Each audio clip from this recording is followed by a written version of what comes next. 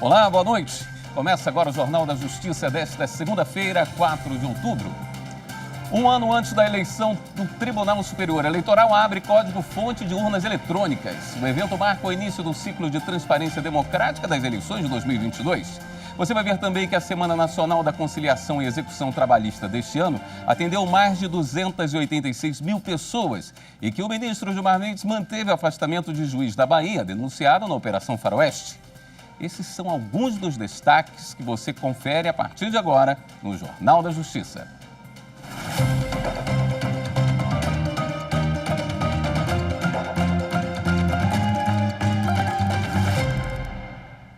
O Tribunal Superior Eleitoral realizou hoje à tarde a abertura do ciclo de transparência democrática Eleições 2022. Confira os detalhes com o repórter Henrique Amaral. A abertura do ciclo de transparência democrática teve apresentações do presidente do Tribunal Superior Eleitoral, ministro Luiz Roberto Barroso, e também de técnicos do TSE. Parlamentares e demais presentes conheceram mais detalhes sobre o sistema eletrônico de votação e sobre as formas de auditoria do processo eleitoral. Ao todo, são 26 momentos em que as eleições podem ser auditadas. E um desses momentos começou hoje, a abertura dos códigos-fonte da urna eletrônica, que agora passa a ser um ano antes das eleições. O prazo anterior era de 6 meses antes da votação. E o que isso quer dizer? Quer dizer que, a partir de agora, representantes de partidos políticos, Ordem dos Advogados do Brasil e demais entidades fiscalizadoras já podem vir ao Tribunal Superior Eleitoral checar os códigos-fonte da urna eletrônica, que são os programas usados na urna, escritos em linguagem de programação. Durante o evento, o presidente do Tribunal Superior Eleitoral, o ministro Luiz Roberto Barroso, reforçou a importância de eleições livres e seguras para a democracia. Nós temos uma Constituição que amanhã completará 33 anos, é o mais longo período de estabilidade institucional da história brasileira, com todas as chuvas e tempestades que nós vivemos, e eleições livres fazem parte da ideia de democracia que nós todos cultivamos. Soberania popular, eleições livres, Estado de Direito, respeito aos direitos fundamentais, inclusive ao mínimo existencial de todos, porque as pessoas precisam ter as suas necessidades vitais básicas satisfeitas para que possam participar do processo como pessoas livres e como pessoas iguais. O TSE começou a veicular hoje nas rádios, TVs e redes sociais uma campanha para incentivar a participação de mesários voluntários nas eleições gerais de 2022. O objetivo é transmitir a ideia de que a contribuição como mesário é uma experiência marcante para a vida. De acordo com o tribunal, em 2020, 66% dos mesários se apresentaram de forma voluntária. A ministra Rosa Weber, do Supremo Tribunal Federal, pediu esclarecimentos sobre manifestação da Procuradoria-Geral da República a respeito de uma notícia-crime contra o presidente Jair Bolsonaro.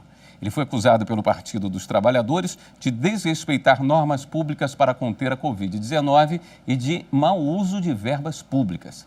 No parecer, a Procuradoria-Geral da República afirmou que não identificou ilegalidade e recomendou o arquivamento da notícia-crime.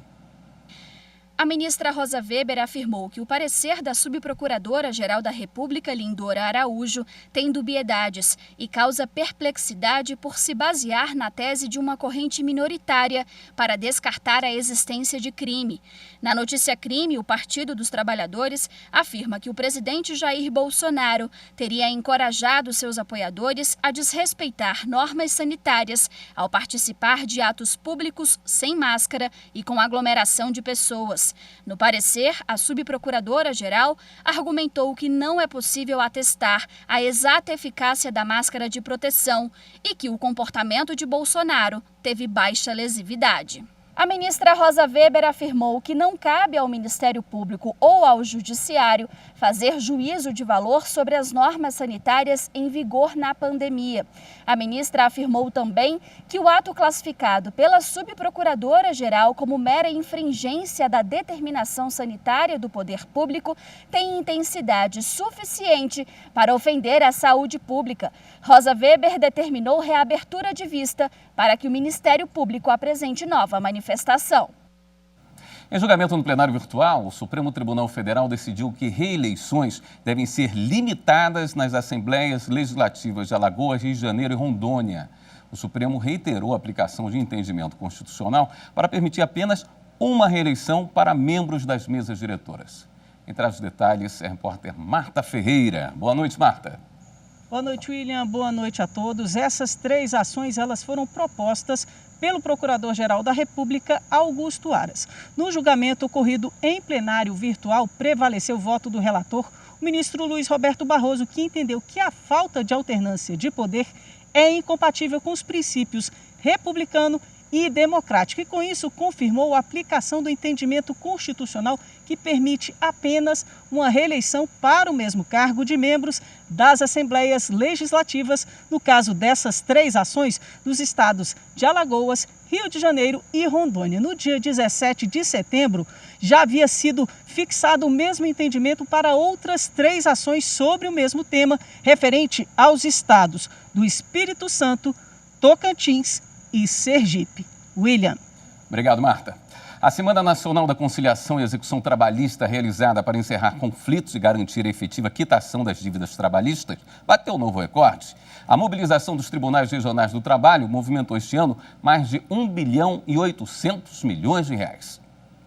Com o slogan Cada Solução, um Recomeço, pela primeira vez as Semanas da Conciliação e da Execução Trabalhistas foram realizadas em conjunto em todo o Brasil. A presidente do Tribunal Superior do Trabalho e do Conselho Superior da Justiça do Trabalho, ministra Maria Cristina Peduzzi, lembrou as dificuldades enfrentadas durante a pandemia e destacou o empenho que se fez necessário para superá-las. A realização da Semana Nacional da Conciliação, e Execução Trabalhista, por meio de empreendimento comum entre o Conselho Superior da Justiça do Trabalho, o TST e o Coleprecor, constitui medida inteligente, prática e eficiente para justo otimizar a utilização de recursos e esforços, em especial para enfrentar os desafios impostos pela pandemia da Covid-19. Então, a dedicação, a diligência e o empenho aplicados para a sua realização refletem alguns dos valores mais prestigiados, pela atual direção do Conselho Superior da Justiça do Trabalho, que é a eficiência, e a busca pela pacificação social, pela integração e pela cooperação entre todas as instâncias da Justiça do Trabalho. Promovido pelo CSJT, em parceria com o TST e os 24 Tribunais Regionais do Trabalho, o evento ocorreu de 20 a 24 de setembro e bateu mais um recorde. Arrecadou mais de 1 bilhão e 800 milhões de reais em processos na fase de execução, quantia que garantiu direitos já reconhecidos em juízo que aguardavam solução definitiva.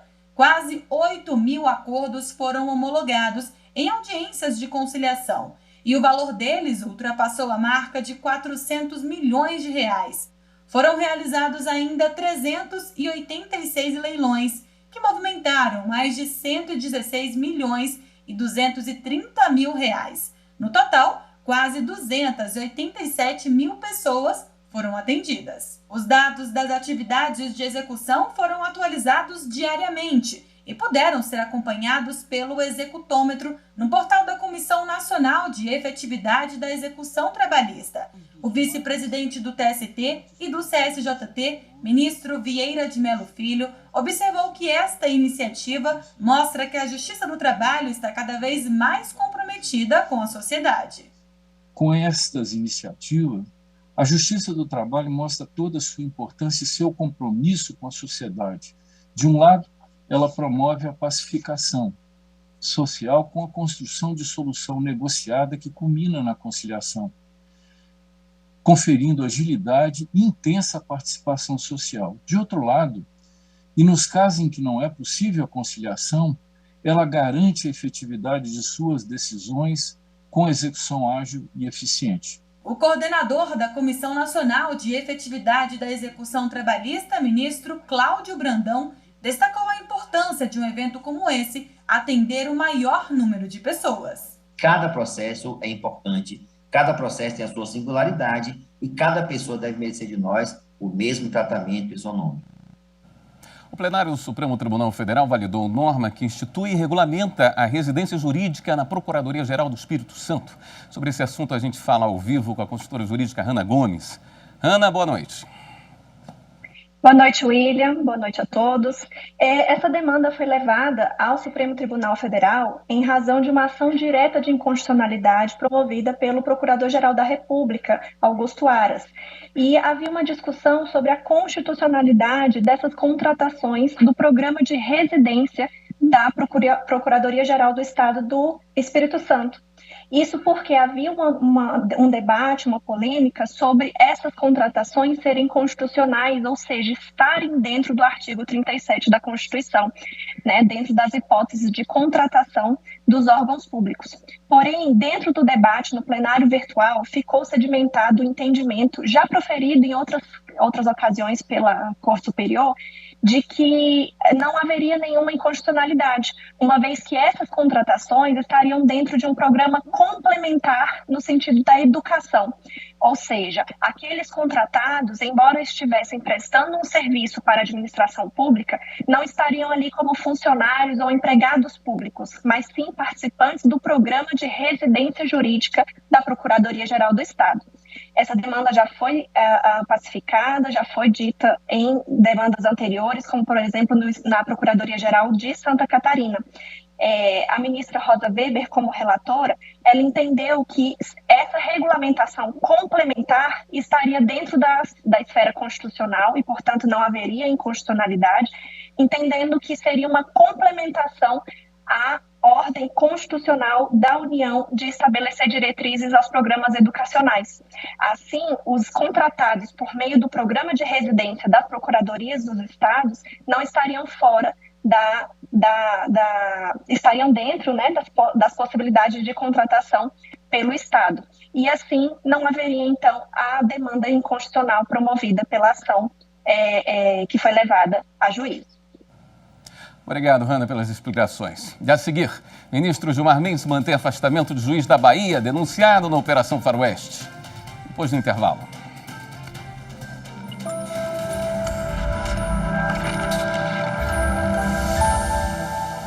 A Carta de 1988, ela vem de um período tenebroso da história, no pós-ditadura civil-militar de 1964 a 1985, e quis se superar esse passado de atraso do ponto de vista do gozo dos direitos civis pelos cidadãos brasileiros. E, portanto, a Carta de 1988 é uma carta que não apenas solidifica a democracia, mas conclama os brasileiros à prática cotidiana da nossa democracia constitucional.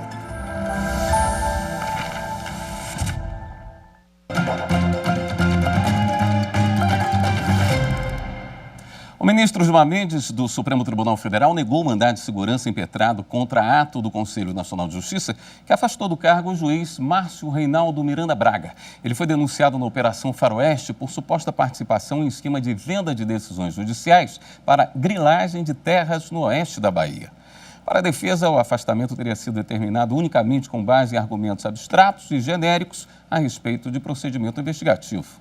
Contudo, o ministro Gilmar Mendes não constatou ilegalidade ou abuso de poder no ato do CNJ. Para ele, o órgão fundamentou de forma suficiente o afastamento do juiz, elencando e relacionando atos concretos à sua atuação. Segundo o Conselho, o magistrado participou de pelo menos 86 acordos individuais, todos relacionados à ação possessória de interesse da organização criminosa. O líder da oposição no Senado, Randolfo Rodrigues, do partido Rede, do Amapá, protocolou notícia-crime no STF contra o ministro da Economia, Paulo Guedes, e o presidente do Banco Central, Roberto Campos Neto. No domingo, os dois tiveram os nomes relacionados a empresas em paraísos fiscais, chamadas de offshore, em reportagens divulgadas pelo Consórcio Internacional de Jornalistas Investigativos. Repórter Renato Rosa tem mais informações para a gente. Renato, boa noite. Boa noite, William. Boa noite a todos. O senador Randolfo Rodrigues acionou o STF para que a Corte solicite à Procuradoria-Geral da República a abertura de uma investigação preliminar contra o ministro da Economia, Paulo Guedes, e o presidente do Banco Central, Roberto Campos Neto. Esse material, essas reportagens, esses documentos foram divulgados pelo Consórcio Internacional de Jornalistas Investigativos. O consórcio relaciona Guedes e Roberto Campos Neto a empresas offshore. O material foi veiculado no domingo. Ao todo foram citados mais de 330 políticos, funcionários públicos de alto escalão, empresários e artistas de 91 países e territórios, que têm ou tinham essas empresas abertas em locais chamados de paraísos fiscais, que cobram muito pouco imposto ou nem cobram imposto, e o cliente ainda tem o sigilo bancário preservado. O consórcio ressalta que esses investimentos são permitidos, desde que declarados à Receita Federal e ao Banco Central. E no caso de agentes públicos, eles precisam respeitar uma série de regras para evitar o autofavorecimento. William. Obrigado, Renato. O ministro Og Fernandes, do Superior Tribunal de Justiça, negou autorização para que advogado não vacinado contra a Covid-19 pudesse entrar no Tribunal de Justiça de São Paulo. O ministro Og Fernandes, em decisão monocrática, indeferiu habeas corpus de um advogado que não se vacinou contra a Covid-19 e buscava ter livre acesso aos fóruns do Tribunal de Justiça de São Paulo. Isto porque a Corte Paulista editou portaria que condiciona o ingresso nos prédios do tribunal à apresentação de comprovante de que a pessoa tomou pelo menos uma dose da vacina contra a doença. O advogado alegou no pedido de habeas corpus que teria sido imunizado de forma natural após se recuperar da Covid-19, o que o colocaria em patamar de igualdade com as pessoas vacinadas, ou até em posição superior em termos de imunização. Ele acusou que a portaria do Tribunal de Justiça de São Paulo seria ilegal e violaria os seus direitos de locomoção e de exercício profissional. O ministro Og Fernandes explicou que, de acordo com a jurisprudência do STJ, o habeas corpus não constitui via própria para o controle abstrato da validade de leis e atos normativos em geral, previsão também fixada em súmula do Supremo Tribunal Federal. Assim, reconhecendo o manifesto descabimento do pedido, o relator considerou inviável a análise do habeas corpus. E a sexta turma do STJ anulou uma citação via WhatsApp realizada sem grau suficiente de certeza sobre a identidade do citando. Por unanimidade, a sexta turma do STJ concedeu habeas corpus e anulou uma citação pessoal realizada por oficial de justiça via WhatsApp, sem que fossem adotadas as cautelas necessárias para atestar a identidade do citando em ação penal. Para o colegiado, a falta de segurança no procedimento causou prejuízo concreto ao réu.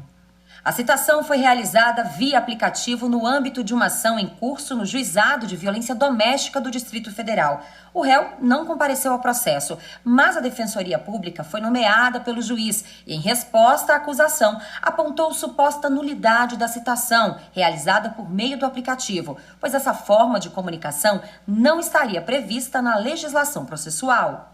O relator do habeas corpus no STJ, ministro Sebastião Reis Júnior, explicou que, por se tratar de denunciado solto, não há impedimento para que o oficial de justiça cumpra a citação por meio de ciência remota, desde que o procedimento adotado confirme a identidade do citando e que sejam observadas as diretrizes do Código Penal.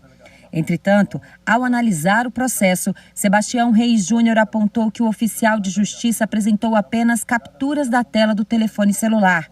O ministro também enfatizou que, de acordo com informações obtidas em consulta ao portal eletrônico do Tribunal de Justiça do Distrito Federal e dos Territórios, o réu ainda não compareceu pessoalmente ao juízo, circunstância que afasta a aplicação do artigo 563 do CPP. E no próximo bloco, Seminário debate eleições livres na América Latina. Voltamos já.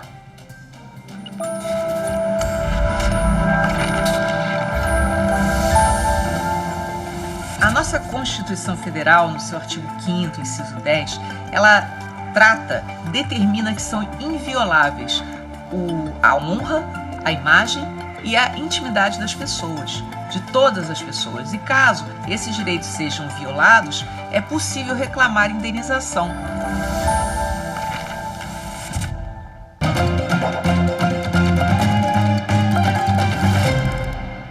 Especialistas e observadores internacionais participaram do seminário internacional que ocorreu na manhã de hoje no Tribunal Superior Eleitoral. Eles apresentaram propostas de como garantir eleições livres e democráticas na América Latina.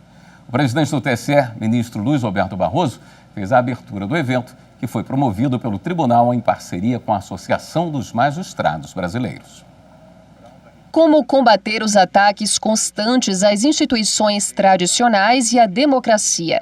O tema norteou as discussões do seminário internacional sediado pelo Tribunal Superior Eleitoral em Brasília. O presidente do TSE, ministro Luiz Roberto Barroso, fez a abertura do evento. A erosão da democracia no mundo hoje tem sido protagonizada por líderes políticos eleitos pelo voto popular, presidentes e primeiros ministros eleitos pelo voto popular, e que depois, no entanto, tijolo por tijolo, desconstroem alguns dos pilares da democracia, concentrando poder no executivo, procurando desacreditar as instituições tradicionais, cooptando ou alijando o Congresso dos processos políticos, mudando a legislação com abuso de poder pela maioria, atacando os tribunais constitucionais e atacando as autoridades eleitorais. O ministro Barroso também reforçou que, apesar do que ele chamou de tempos turbulentos e cheios de ódio, o TSE vai garantir eleições livres em 2022. A presidente da Associação dos Magistrados Brasileiros, Renata Gil, e autoridades internacionais estavam no evento. O diretor regional para América Latina e Caribe do IDEA Internacional, Daniel Zovato, destacou a necessidade de enfrentar e denunciar todo tipo de autoritarismo e elogiou os esforços do TSE para garantir a democracia nos processos eleitorais. É necessário articular uma rede de apoio que seja o mais ampla, inclusiva e plural possível entre as instituições, atores políticos, empresários, médios, universidades, acadêmicos e organizações da sociedade civil, com o objetivo central de defender os princípios da democracia liberal e suas instituições, a confiança no mecanismo de votação, as urnas eletrônicas e oferecer todas as garantias e auditorias necessárias, como está sendo feito adequadamente pelo Tribunal Supremo Eleitoral, para demonstrar que o processo eleitoral terá em cada uma das suas fases os mais altos níveis de integridade. O secretário de Fortalecimento da Democracia da Organização dos Estados Americanos, OEA, Francisco Guerreiro, também participou.